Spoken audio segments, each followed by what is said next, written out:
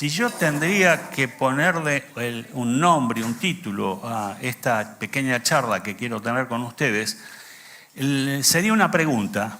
Y la pregunta es, ¿dónde está? ¿Dónde está?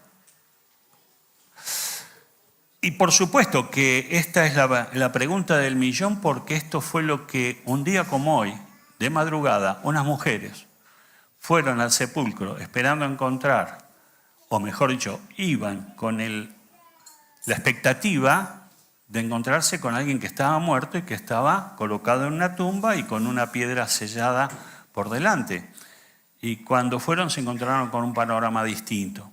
Esto lo relata la Biblia. La Biblia en los Evangelios nos cuenta lo que pasó. Y yo les invito a que podamos mirarlo. Vamos a leer el pasaje. Es Lucas capítulo 24, del versículo 1 al 12. Allí está el relato. También están los Evangelios paralelos, pero hoy vamos a centrarnos en el relato de Lucas.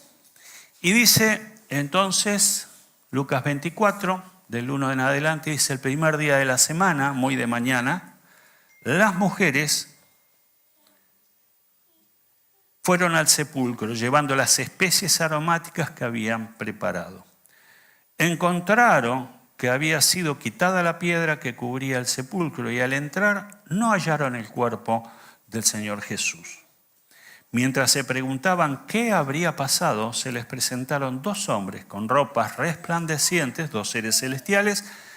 Asustadas, se postraron sobre sus rostros, pero ellos le dijeron: ¿por qué buscan ustedes entre los muertos al que vive? No está aquí, ha resucitado. Recuerden lo que les dijo cuando todavía estaba con ustedes en Galilea. El hombre o el Hijo del Hombre tiene que ser entregado en manos de hombres pecadores y ser sacrificado, pero al tercer día resucitará. Entonces ellas se acordaron de las palabras de Jesús. Al regresar del sepulcro les contaron todas estas cosas a los 11 y a todos los demás. Las mujeres eran María Magdalena, Juana, María la madre de Jacobo y las demás que las acompañaban. Pero a los discípulos el relato les pareció una tontería, así que no les creyeron. Pedro, sin embargo, salió corriendo al sepulcro. Se asomó y vio solo las vendas de lino. Luego volvió a su casa, extrañado de lo que había sucedido. Como ustedes notan en el pasaje, tenemos allí entonces una situación. Ellos todos habían visto que el día viernes, casi al borde de las 6 de la tarde, Jesús, habiendo muerto, lo descolgaron de la cruz y lo llevaron y lo depositaron en un sepulcro labrado en la roca y que nunca había sido utilizado. Allí depositaron el cuerpo de Jesús. Esa imagen, esa foto es la que ellos tenían en su mente. O sea, allí, en ese lugar, solo había lugar para alguien que estaba muerto. Ellas iban a buscar un muerto. Ellas iban al encuentro de un muerto. Esa era toda su expectativa, esa era todo su dispositivo mental, ir a encontrarse con alguien que había muerto.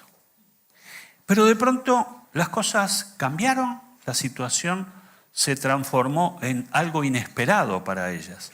Lo que fueron a encontrar no lo encontraron, la tumba que tenía que estar ocupada estaba desocupada y como si hubiera sido poco, dos seres celestiales estaban allí y les hablan.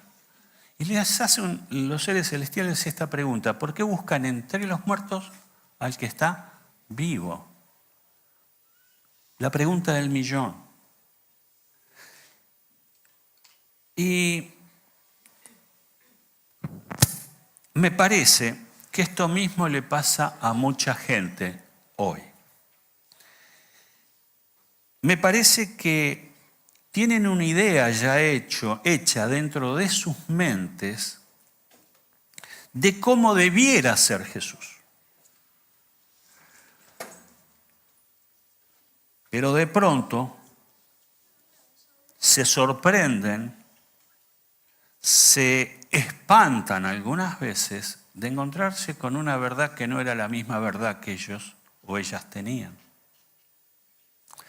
Es cierto que todos nosotros tenemos conceptos religiosos que hemos mamado, que hemos absorbido de nuestro hogar paterno, de nuestra niñez. Es muy probable que lo mismo que creían nuestros padres sea lo mismo que creemos nosotros. O dicho de otra manera y al revés, lo mismo que no creían nuestros padres, nosotros tampoco lo creemos. Entonces, de pronto, hay un momento en la vida que fue el que ellas tuvieron en el caso de estas mujeres, que de pronto entra en confrontación, entra, digamos, en conflicto la idea que traían y la realidad. La idea que tenían acerca de Jesús y dónde o qué condición, en qué situación Jesús estaba en ese momento. Vuelvo a repetirlo, fueron a buscar a un muerto, resulta que el muerto no estaba muerto. Y entonces la pregunta, si me permitís casi diría en forma risueña, ¿cuál es el tema? ¿Cuál es tu concepto de Jesús? ¿Qué es lo que crees o dejaste de creer o ni siquiera crees acerca de Jesús? Y probablemente encontremos un paralelo con aquellas mujeres, porque ellas fueron a buscar a un Cristo determinado y se encontraron con un Cristo distinto, diferente. Por eso que en esta solo 2 puntos quiero compartir con ustedes, pero en este primer punto yo digo que lo inesperado incomoda. Lo inesperado incomoda. Cuando nos sorprende algo, nos incomodamos. Cuando algo no sale como esperamos, nos ponemos mal. Cuando algo no resulta como lo que imaginábamos, pensábamos o creíamos, nos corremos o se nos corre o nos hacen correr del eje y nos desestabilizamos. Yo no sé cuando vos recibís, digamos, una respuesta que es distinta a la que esperás, ¿cómo te sentís? ¿Cómo te pones? Y yo lo que puedo ver en este pasaje es, estas mujeres estuvieron incómodas. Fueron corridas, digamos, de lo que ellas esperaban encontrar. ¿Cómo te estás sintiendo en lo que va de este encuentro vos? Seguramente has escuchado cosas que no las habías escuchado antes, o a veces somos desafiados a hacer cosas que no estamos preparados o que no hemos pensado realizar. Muchas veces nos encontramos con un desafío del cual ni siquiera hemos considerado. Y yo veo que Jesús era un especialista en mover a la gente de su estado de confort, de su estado de conveniencia y aún de sus creencias. Te voy a dar 3 ejemplos. Un día vino un joven rico a encontrarse con Jesús. Y este joven era un joven que tenía una vida muy prolija. Una vida, digamos, correcta.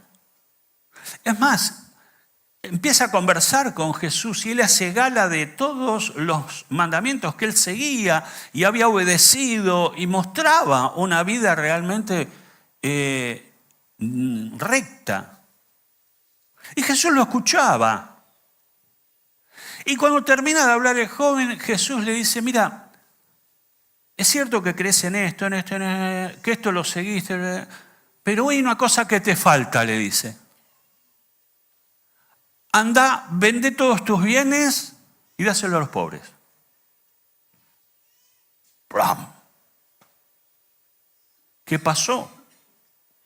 Dice que el joven se fue triste porque tenía muchas posesiones. Jesús detectó que el Dios de ese joven no era el que ese joven tenía frente, que era Jesús, sino el Dios de ese joven era el dinero. Lo confrontó con su creencia, lo desestabilizó, lo conmovió y lo llevó a una decisión casi inmediata de que se fue triste porque eligió sus posesiones y no el seguir a Jesucristo. Un segundo ejemplo lo tenemos con los religiosos, con los fariseos, los hombres de la religión, los hombres que manejaban la religión en los tiempos de Jesús. Y de pronto ellos hacían gala de su vida, de sus creencias, oraban en voz alta en las esquinas para hacerse notar.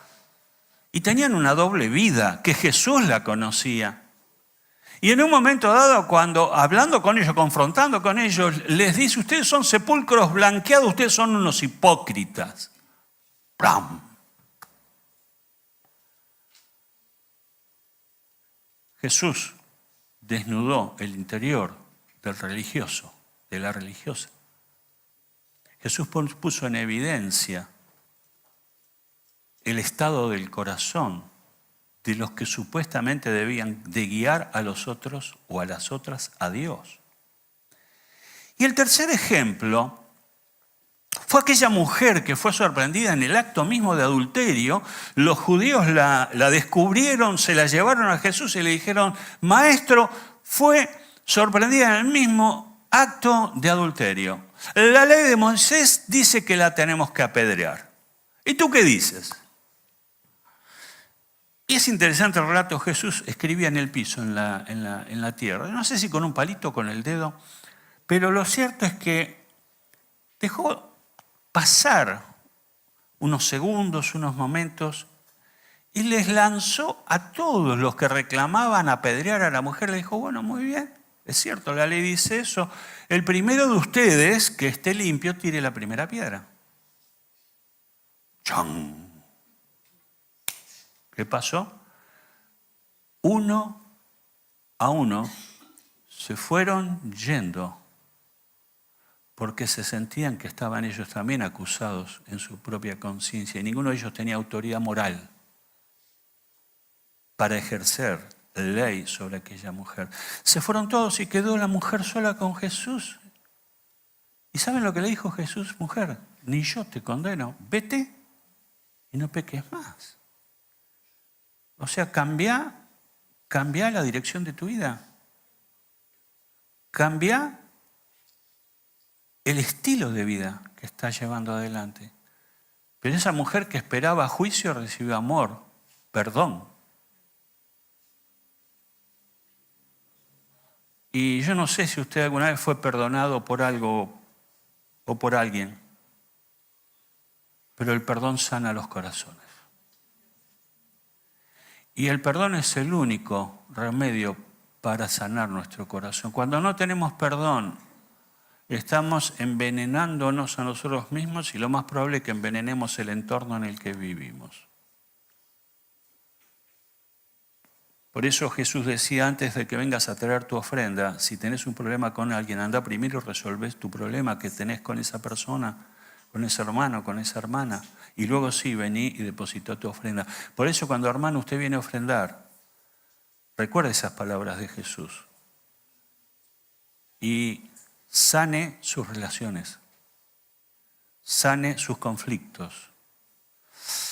Así pasó con esta mujer.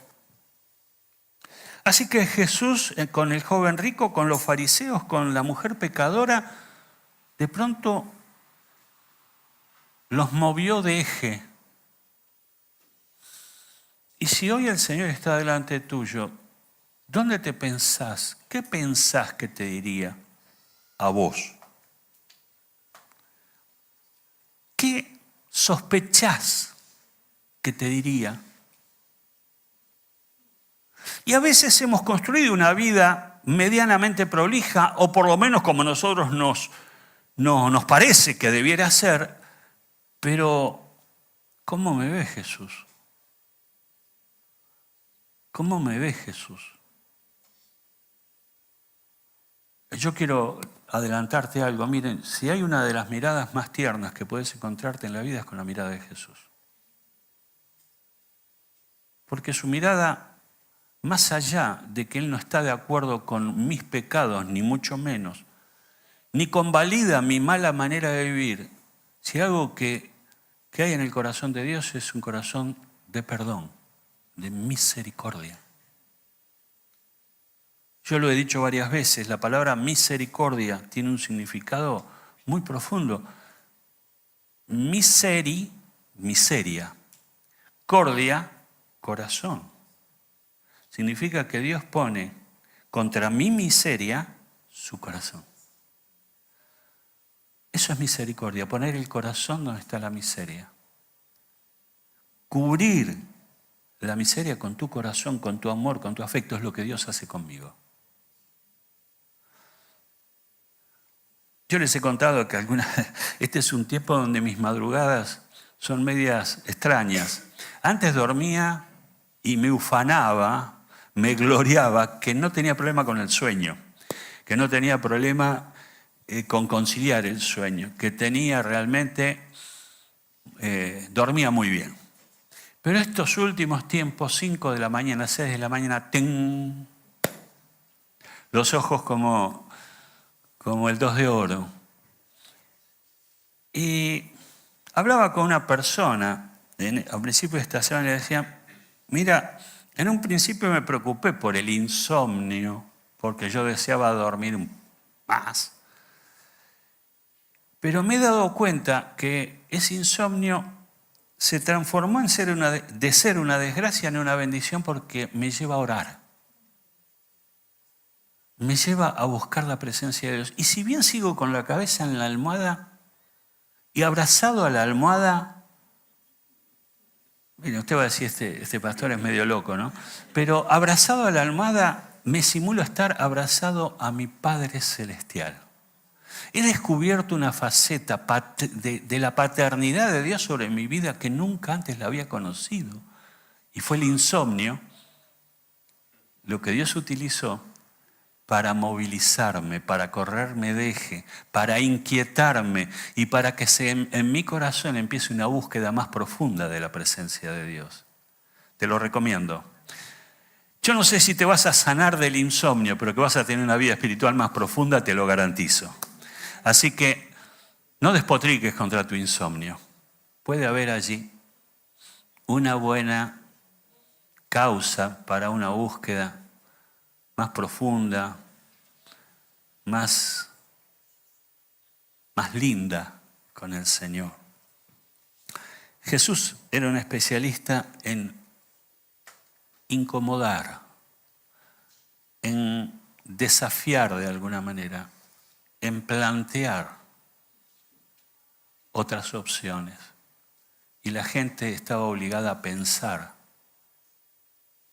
a reflexionar sobre estas cosas. Miren, un versículo en la Biblia, Isaías 55:9, nos dice, como son más altos los cielos que la tierra, así son mis caminos más altos que vuestros caminos. Y mis pensamientos, dice Dios, ¿no? Y mis pensamientos más que vuestros pensamientos. Cuando usted se enfrenta a Dios, se enfrenta a alguien que tiene un nivel, por supuesto, superior, más elevado, que conoce tu corazón, que te conoce desde siempre, que te conoce cuando eras un grupito de células en el útero de tu madre. Y ya Dios te conocía, porque Él te dio vida, porque Él te generó la vida. Y a veces vivimos por la vida como si fuéramos los dueños de la vida, cuando en realidad Dios nos presta la vida. Porque el que la dio y al que le pertenecemos es a Él.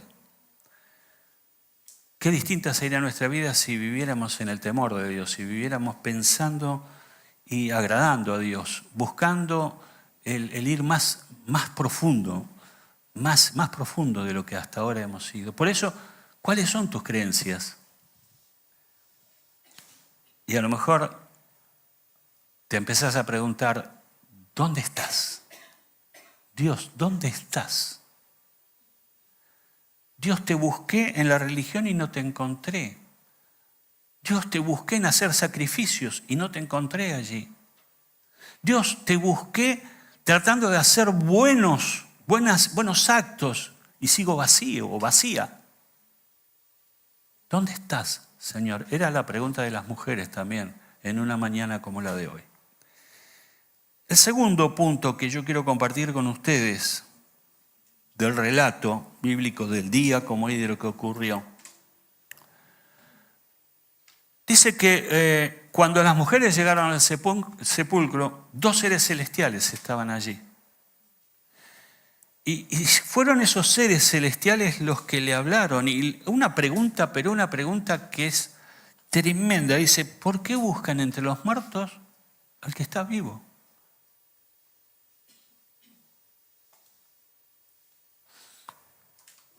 Voy a hacer un pequeño paréntesis. Yo no sé si llevas algún crucifijo colgado de tu cuello. No sé si lo llevas. Si lo llevas, esa cruz que llevas, ¿está ocupada con una figura crucificada o está vacía esa cruz? Y vos decís, pastor, ¿qué tiene que ver eso? Sí tiene que ver, porque no es casualidad. Si yo llevo un Cristo crucificado, estoy llevando un Cristo muerto. Estoy siendo un portador de un Cristo muerto. ¿Cuánto duró Cristo en la cruz? No más de 6 horas. ¿Y el resto de su vida dónde está? Está a la diestra de Dios, está en la eternidad, está vivo. Por eso la cruz está vacía. Y esto habla de lo que yo creo. ¿Y en quién creo? Si yo sigo creyendo en un Cristo muerto, Él ya no está muerto, que fue lo que le dijeron los ángeles a las mujeres que no. ¿Por qué buscan entre los muertos al que está vivo? Tremendo. Esa palabra yo creo que las traspasó a estas mujeres. Se dieron cuenta que tenían un enfoque equivocado. Se dieron cuenta que su creencia en ese momento estaba equivocada. Que habían ido a buscar a aquel que ya no estaba en la condición que ellas esperaban que estaba. ¿Cómo es el Cristo que crees? ¿Cómo es el Cristo en el que has creído?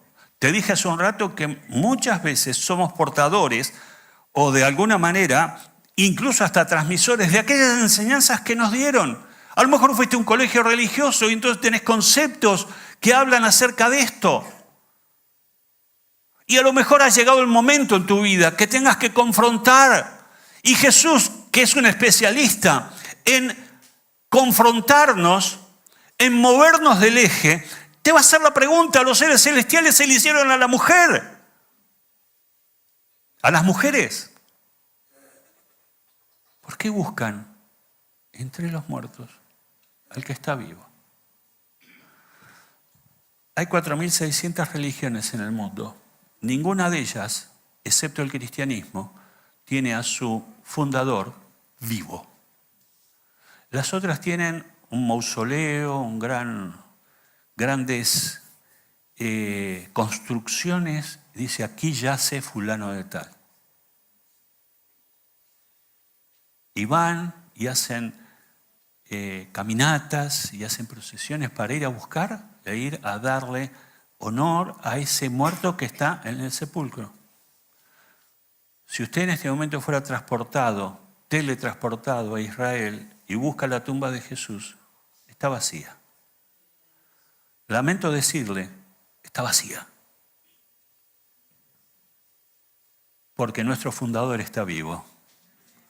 Es resucitado, ha vencido la muerte y yo tengo ese mismo poder, esa misma fuerza, esa misma autoridad la tengo en mi vida porque Él vive en mí. ¿Cuánto hace que venís luchando con cosas que no podés superar? ¿Cuánto hace que venís repitiendo historias que desearías que cambien y sin embargo siguen siendo las mismas? Quiero darte una buena noticia. Quien vive en ti, quien vive en tu alma, quien vive en tu corazón, es el resucitado, al que el poder de Dios lo levantó de la muerte, y ese mismo poder es el que actúa en tu vida. Eso es lo que nos leyó Silvina hace un rato en Romanos, capítulo 8, versículo 11. La segunda idea es que los dos seres celestiales hicieron esa pregunta a las mujeres. Y esta pregunta es decisiva para poner dentro de la mente de ellas una nueva idea. Empezaron a considerar que era posible que Jesús estuviera vivo. Empezaron a considerar que era posible que Jesús estuviera vivo. Los mismos seres celestiales le recordaron lo que Jesús había dicho. Y esto es vital. Los seres celestiales no pronuncian una palabra propia, sino que repitieron las palabras de Jesús. Dijeron, ¿no se acuerdan ustedes cuando Él estaba entre ustedes lo que les dijo? Y entonces le repitieron. Y les recordaron lo que Jesús decía. Y es la palabra de Dios. ¿Se acuerdan que el domingo pasado hablamos del poder de la palabra? De la importancia de la palabra, de la centralidad de la palabra de Dios. Los seres celestiales están recordando las palabras de Jesús, la palabra de Dios. Él les dijo. O sea, Dios dice. Y aquí tengo otra confrontación que me plantea el pasaje. ¿Es lo que Dios dice o es lo que a mí me parece?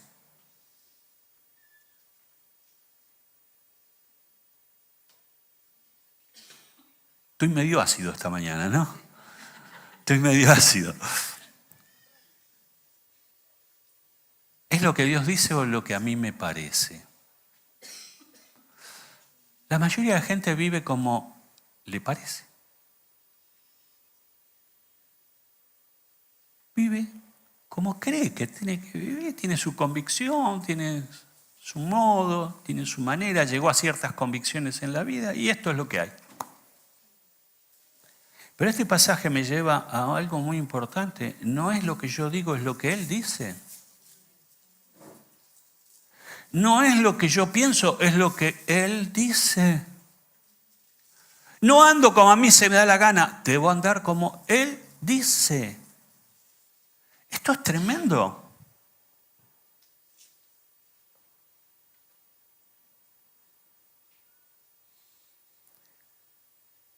Tengo que dejar que la palabra entre en mi interior como una semilla que se planta y que va a dar fruto y que va a influir en mi vida de una manera poderosa, milagrosa, porque la palabra de Dios tiene poder. ¿Se acuerdan lo que les dije cuando fue creado la creación? Dice, y Dios dijo, sea la luz, y fue la luz. Y Dios dijo, sepárense las aguas de la tierra. Y Dios dijo, y Dios dijo, y Dios dijo. ¿Qué es lo que tiene poder de Dios? La palabra. Si usted quiere corregir sus caminos, si usted quiere andar en obediencia a Dios, si usted quiere hacer lo correcto, haga lo que Dios dice. Haga lo que Dios dice. Juan 5, versículo 39.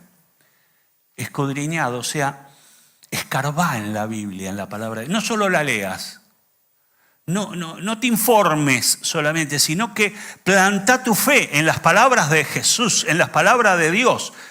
Echa el ancla en esa palabra, afirmate en esa palabra, la tomás para vos y decís, esta es la palabra para mi vida. Escudriñad las Escrituras, porque a vosotros os parece que en ellas tenéis la vida eterna, y ellas, las Escrituras, ellas son las que dan testimonio de mí. Aleluya. ¿Querés conocer a Jesús? La palabra.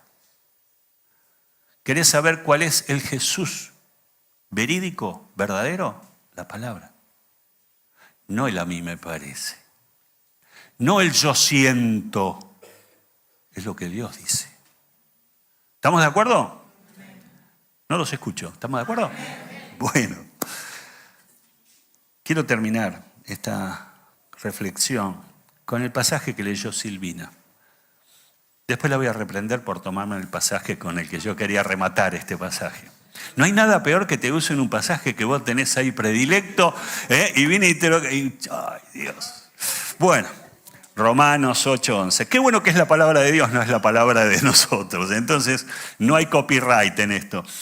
Romanos 8:11 dice, y si el espíritu de aquel, escuche bien esto, esta palabra es tremenda, y si el espíritu de aquel que levantó a Jesús de entre los muertos vive en ustedes, el mismo que levantó a Cristo de entre los muertos, también dará vida a sus cuerpos mortales por medio de su espíritu que vive en ustedes. Tremenda palabra.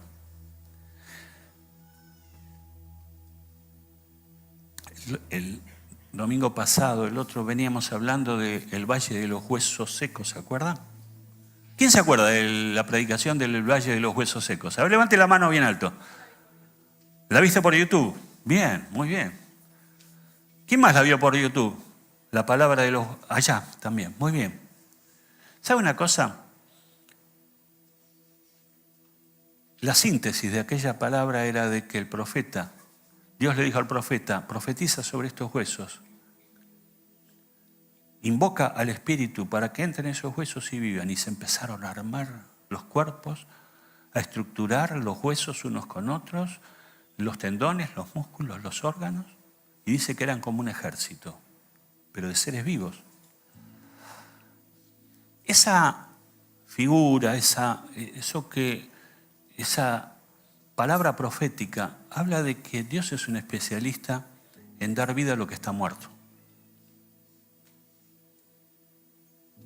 Y hace un rato, creo que Silvina nos hablaba acerca de las áreas muertas. Las áreas muertas. ¿Qué está muerto en vos? ¿Qué está muerto? A lo mejor has llegado a este tiempo con una fe moribunda, si no muerta, una fe agotada, una fe seca, una fe antigua, porque seguís recordando las bendiciones de hace 20 años, pero no tienes una bendición fresca para compartir. Y cuando nuestras bendiciones se envejecieron, hemos perdido de vista al Dios que produce vida y vida abundante y vida permanente. Sus misericordias son nuevas cada día. Significa que yo hoy tengo una misericordia que Dios quiere darme y la puedo disfrutar como una bendición fresca para mi vida.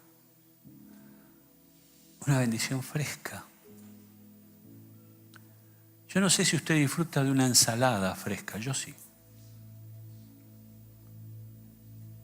¿Vio cuando compra lechuga y está un poquito marchita? Y en cuanto le pone un poquito de vinagre o de limón, pero qué lindo cuando uno compra una verdura fresca y la disfruta porque es verde, rozagante. Así son las bendiciones de Dios y que quiere darte a tu vida una bendición fresca, una bendición actual, una bendición de ahora, no del año pasado ni de hace 20 años. Hay cristianos viviendo en el pasado y han perdido de vista la frescura de la revelación fresca y nueva de parte de Dios. Entonces, áreas muertas. Y en este domingo de resurrección es la mejor noticia que puede venir para nuestra vida. En tu área muerta, que vos ya identificaste, Silvina nos habló, puede ser tu área económica, puede ser tu área de relación con los demás, puede ser en tu familia o matrimonio que está seco. Tantas cosas pueden ser, ¿no? A lo mejor seguís atado a un vicio, a una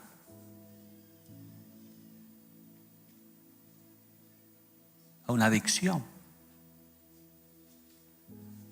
Y pasa el tiempo y seguís.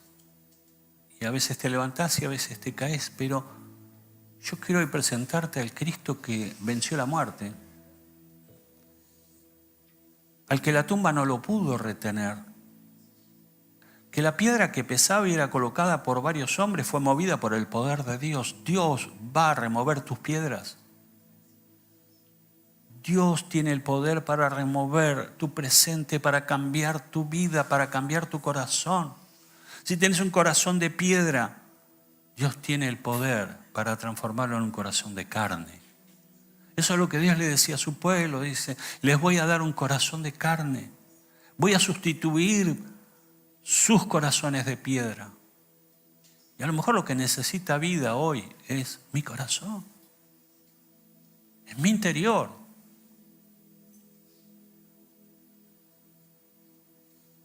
Hay muchos que están aquí en esta mañana que pueden dar testimonio del poder transformador de Jesucristo. El poder que cambia las cosas, que cambia las realidades, que cambia las situaciones. Dios puede hacerlo. Dios puede hacerlo. El mismo Espíritu que levantó a Jesús de entre los muertos los levantará a ustedes también.